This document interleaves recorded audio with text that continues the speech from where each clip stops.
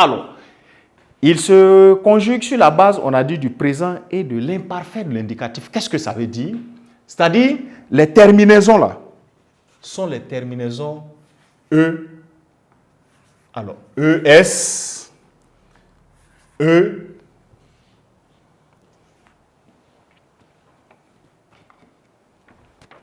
Je vais changer de couleur dans les terminaisons du même imparfait.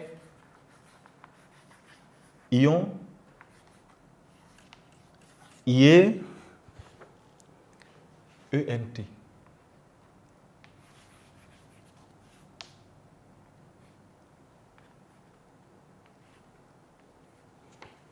Et effectivement, quand vous remarquez, vous avez là, dans les terminaisons du subjonctif, ça, ce sont les 3 premières terminaisons du présent de l'indicatif, n'importe quel verbe. Ça, ce sont les 2 premières personnes du pluriel de tous les imparfaits. Nous mangions, vous mangiez, nous partions, vous partiez. ENT est la marque du pluriel de tous les verbes du premier groupe. Donc, une maîtrise plus ou moins, on va dire une maîtrise, n'est-ce pas, du présent de l'indicatif et de l'imparfait de l'indicatif prédispose à une très bonne compréhension, n'est-ce pas, ou à une très bonne pratique, n'est-ce pas, du subjonctif.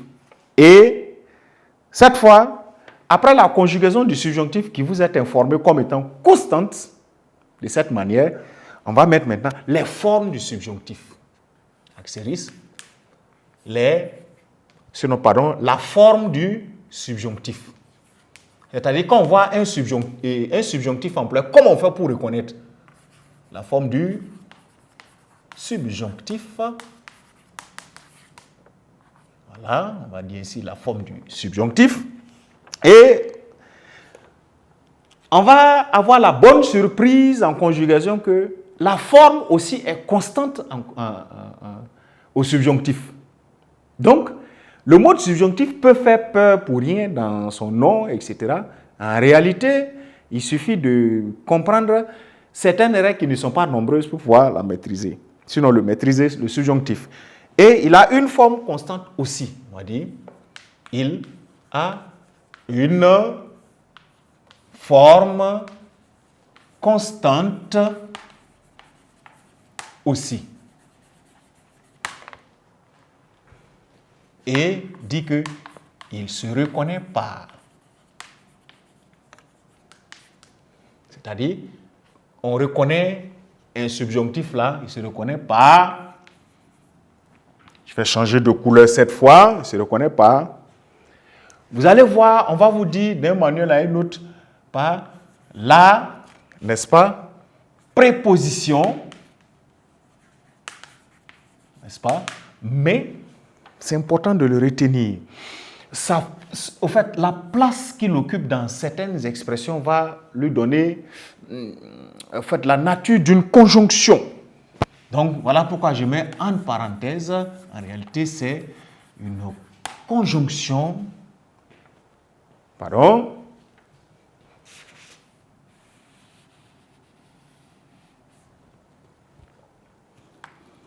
Une conjonction, voilà, c'est surtout une conjonction de subordination dans certaines expressions type 1, voilà, quand vous allez vous retrouver à analyser, il faut qu'il parte.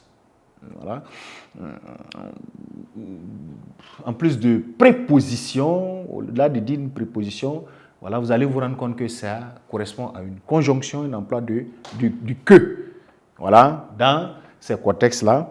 Alors, ça ne se reconnaît pas, justement, la préposition ou la conjonction, n'est-ce pas? Particulièrement, je mets ça en blanc, c'est-à-dire que, qui se retrouve parfois employé que apostrophe. Vous voyez? Plus, je vais changer peut-être de couleur, plus le sujet.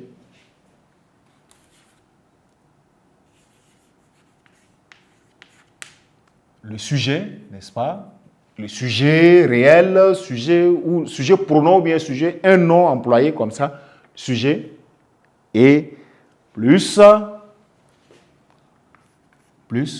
va dire, le verbe à conjuguer plus le verbe. Voilà comment est-ce que à tout moment, vous découvrirez des subjonctifs employés. À tout moment, il y aura des emplois où il n'y a que plus un sujet plus un verbe. La phrase là, la plupart du temps, son verbe nécessite ou aura un emploi de subjonctif. C'est ce qui fait que, pour peut-être mieux mettre cela en exergue, il est très important de retenir surtout ceci. Voilà.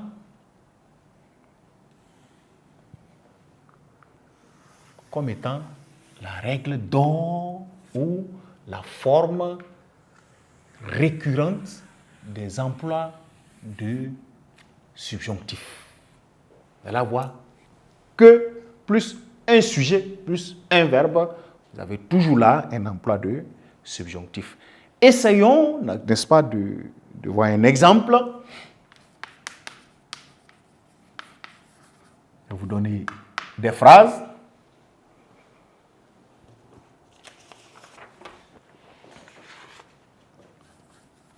Que je mange.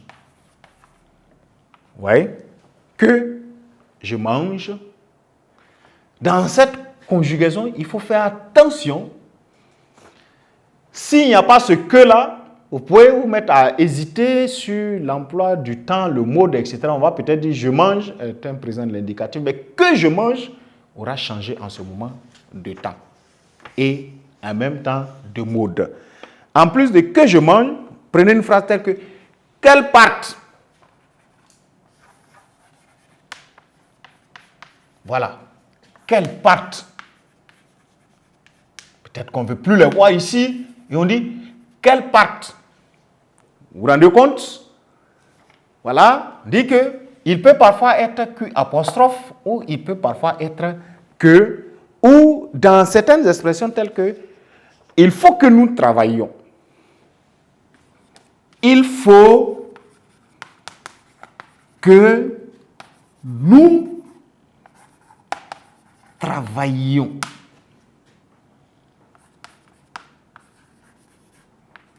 Donc, dans il faut que nous travaillions, vous voyez, ce n'est pas une information pour dire qu'on est en train de travailler, mais c'est une information pour dire c'est mieux, on va travailler. C'est ce qui fait qu'on a dit depuis loin là que, au fait, c'est un mot du souhait.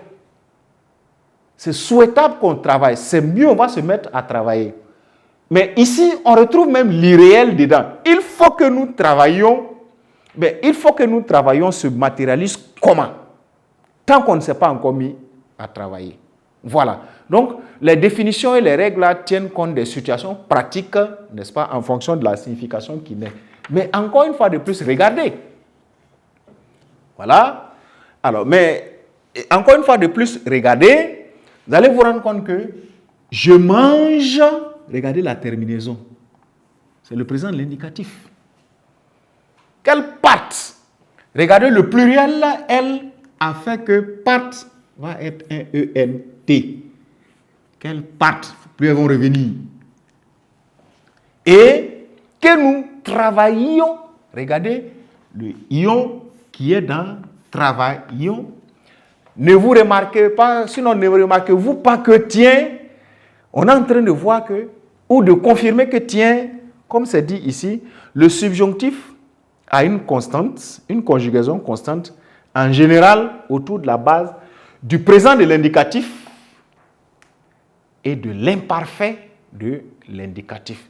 Si c'était vous, il faut que vous partiez. Voilà. Si c'était toi, il faut que tu partes, etc. Donc, c'est ce qui signifie, si vous voulez, voilà, le mode subjonctif dans ses manières d'être, dans ses spécificités, dans ses particularités. Donc, chers apprenants, je crois que dans une prise de contact avec le subjonctif, on peut d'abord déconstruire les mythes dans les têtes que c'est un mode difficile d'emploi, c'est vrai, mais dans ses caractéristiques internes, il n'est pas trop subdivisé. Cela n'est pas peut-être une difficulté. Nous allons maintenant voir dans une série de phrases, d'accord, comment distinguer des subjonctifs de part et d'autre pour pouvoir confirmer que justement nous avons mieux compris. Donc, je pose un exercice ou je vous propose un exercice d'application dans lequel nous allons essayer de distinguer ou de caractériser ou d'extraire, si vous voulez, des cas de subjonctifs.